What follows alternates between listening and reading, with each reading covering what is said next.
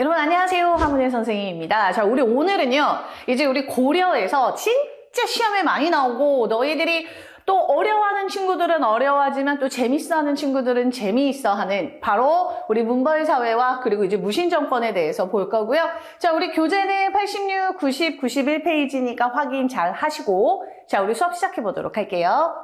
자, 우리 이제 고려할 때 이제 제일 먼저 이제 호족이 기억날 거예요, 여러분. 통일신라 말에 등장한 지방 세력가들을 호족이다라고 하는데 그 호족 중에서 이제 잘 나가는 아이들은 중앙으로 가요. 그래서 이제 자신들끼리 이제 권력을 장악하고요. 뭐랄까 관직을 독점하면서 문벌 귀족으로 성장하게 됩니다. 자, 그래서 우리 문벌 귀족 시즌 1이 있는데요. 시즌 1은 이자겸이라고 하는 사람.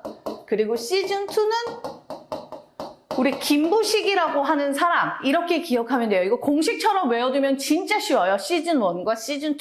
자, 시즌 1이었던 이자겸 같은 경우는요. 왕의 외할아버지이기도 하고 장인어른이기도 했었어요. 오! 이런 식으로 문벌 귀족은요. 이제 자기 가문의 권력을 계속 유지하기 위해서 이런 왕실끼리 막 중첩된 혼인관계를 하는 거야. 그래서 당시 고려의 왕이었던 인종은요. 외할아버지 이자겸 그리고 자기 이모들과 또 결혼을 한 거지. 헐, 이게 고려시대 때는 이제 일부 가능했습니다.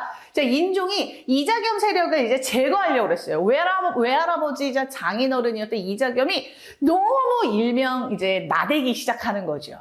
그래서 인종이 안 되겠다 해서 이자겸을 제거하려고 했는데 이자겸이 난을 일으켰겠죠.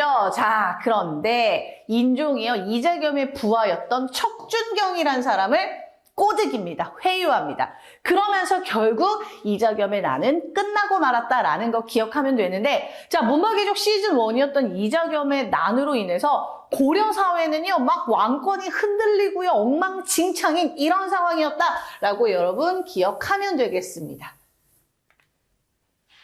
자, 그리고 선생님 왜 이런 지도가 나오나요? 자, 여기 보면은 우리 여진족이 있었어요. 우리 고려시대 때도 여진족이 있었고 우리 조선시대 때도 또 여진족이 나라를 세웠는데 자, 우리 고려시대 때 있던 여진족 같은 경우는요. 처음에 고려를 부모의 나라로 섬겼었어요. 그런데 여진이 점점 힘이 커지기 시작하더니요. 무슨 나라를 세우냐면 금나라를 세웁니다.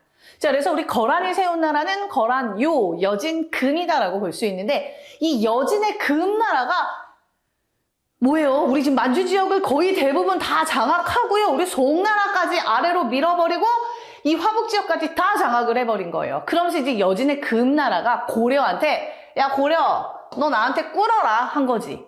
그런데 고려의 문벌귀족 시즌 1이었던 누구지? 이자겸은요. 오케이. 우리 그렇죠. 꿇으려고 했죠. 하면서 이자겸은요. 여진의 금나라에게 사대관계를 맺게 되는 상황이었다라는 거 여러분 기억하면 됩니다. 고려를 부모의 나라로 섬겼던 여진족이 금이 된 거예요. 그렇죠? 여진 금이 되더니 고려한테 꿇어 했어. 그때 고려 문벌귀족 시즌 1이었던 이자겸은 꿇었다라고 기억을 하시고요. 자, 그런데 이거에 반대해서 일어났던 사람이 바로 묘청이라고 하는 이런 세력이 되겠습니다. 자, 이 묘청은 뭐라고 얘기하냐면요. 자, 풍수지리설에 의하면 자, 서경 지역은 크게 기운이 꽃 피우는 행세야. 자, 그래서 이 서경으로 도읍을 옮기면 금나라가 알아서 고려에게 조공을 바치고 스스로 항복할 거야. 자, 이렇게 풍수지리설과 그리고 불교를 바탕으로 여진의 금나라를 정벌하자.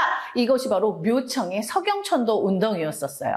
그런데 아까 문벌귀족 시즌 1은 이자겸이고 시즌 2는 김부식이잖아. 자, 이 시즌 2였던 김부식이 이야기를 합니다. 자, 서경이 그렇게 좋은 곳이라고 했는데 이번에 30여 곳에 벼락이 떨어졌어. 야, 그 좋은 데니? 야, 너희 말대로 풍수지리설에 따라 명당이라면 벼락도 피해가야지. 그런데 뭔 벼락이 30군데나 떨어졌니? 자, 그리고 또 서경은 아직 추수가 끝나지 않았어. 임금께서 이동하신다면 농작물을 다 밟을 거야. 어우, 지극히 현실적이에요. 그 선생님이 봤을 때 이걸 주장했던 사람은 김부식이거든요. 문벌귀족 시즌 2였다? 이걸 주장했던 사람은 묘청이에요.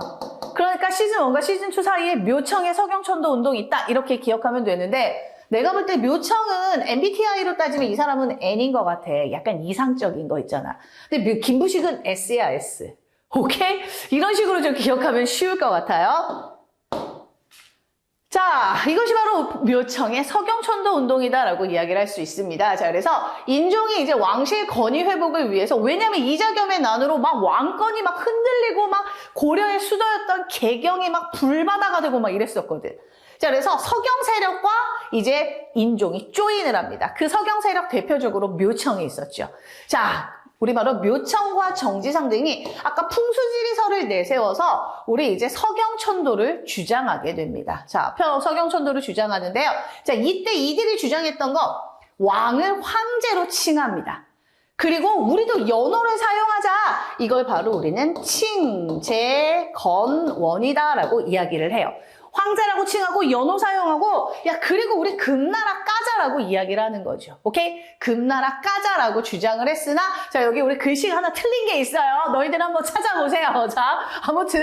자, 그래서 금나라 정벌을 주장합니다. 묘청 세력이. 그런데 너희들도 알다시피 누가 우리 개경 세력이었던 김부식, 문벌귀족 시즌2였던 김부식이 너 안 돼!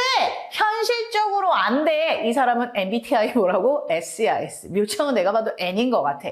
자, 그런데 아무튼 서경천도 반대하고 우리 고려 안정을 위해서는 금에 대한 사대관계를 계속해야 된다라고 이야기를 합니다. 이해됐습니까? 그래서 여진의 금나라에게 무릎을 꿇었던 이자겸. 그거에 반대해서 묘청이 서경천도 운동을 했는데 김부식이가 계속 반대를 하는 거죠. 그래서 묘청이 야, 진짜 아니다 하면서 묘청이 서경에서 반란을 일으킵니다. 우린 이것을 바로 묘청의 난이다라고 이야기를 하죠. 묘청의 난. 묘청의 서경천도 운동이요. 이제 묘청의 난으로까지 이제 가게 되는 거야. 그런데 결국 이거를 누가 진압했냐? 김부식이 결국 묘청의 난을 진압했다. 이렇게 보면 되겠습니다. 오케이? 그러면서 우리 고려의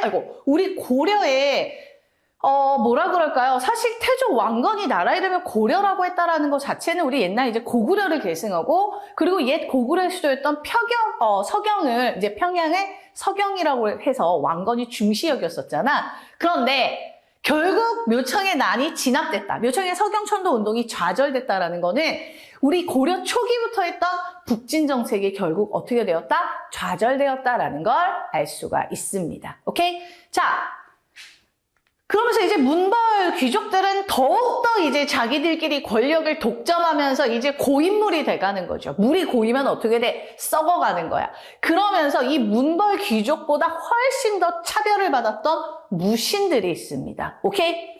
무시받아서 무신은 아닌데요. 자, 우리 고려의 과거 시험에는 무과가 없었잖아. 무과가 없었다라는 거는 무신들이 제대로 된 대접을 받지 못하고 관직 승진에도 제한이 있었다라는 걸 알려주는데요. 자, 무신에 대한 차별은 점점 심해집니다. 그러면서 하급 군인들이 막 이제 자신들이 받아야 될 토지도 받지 못하면서 막 지금 막 힘들어. 막 뭐랄까요? 정치적으로도 한계도 있고 경제적으로도 힘들어. 또 사회적으로도 대접도 못 받는 거야. 그러다가 바로 1170년 자, 정중부와 이의방 등이 이제 보현원에서 정변을 일으킵니다. 이것을 바로 우리는 무신정변이다라고 이야기를 하죠. 그래서 이제 고려의 왕이었던 의종을 폐위하고요. 명종을 즉위시켰던 사건이 무신정변이 되겠는데요. 자, 보도록 하겠습니다. 고려사에 보면 자, 왕이 이제 의종이죠. 보현원으로 행차하던 길에 신하들과 술을 먹었어. 자, 그런데 이제 무신들을 위로하기 위해서 왕이 오병수박희라고 하는 공연을 하도록 합니다. 당시 이제 고려는 금나라한테 이미 다 꿇었어. 그러니까 뭐 별다른 전쟁이 없었어. 그러니까 무신들이 승진할 수 있는 길이 막혔지. 그래서 이제 왕이 종종 이 수박희라는 게 바로 뭐냐면 우리 그 워터멜론 수박이 아니라요. 수는 손수예요. 박은 칠박이야. 희는 어떤 공연? 그래서 이제 5 병사들이 이렇게 정해진 공간 안에서 자기들끼리 막 손으로 무술을 겨루는 거야. 그게 오병수박희라고 하는데 거기에서 눈에 띄게 잘 싸운다. 그러면 야야 오케이 너 좀 승진시켜줄게. 약간 이런 분위기였던 거죠. 자, 그런데 당시 이제 문신 한례라는 사람이 막 무신들을 막 질투했었나 봐. 이 한례라는 애가. 그런데 당시 이제 이송이라고 하는 이 무신이 좀 나이가 많으셨어요. 근데 이송이 이제 젊은 무신과 싸우다 보니까 이게 힘이 딸리잖아. 그래서 이송이 항복을 했다?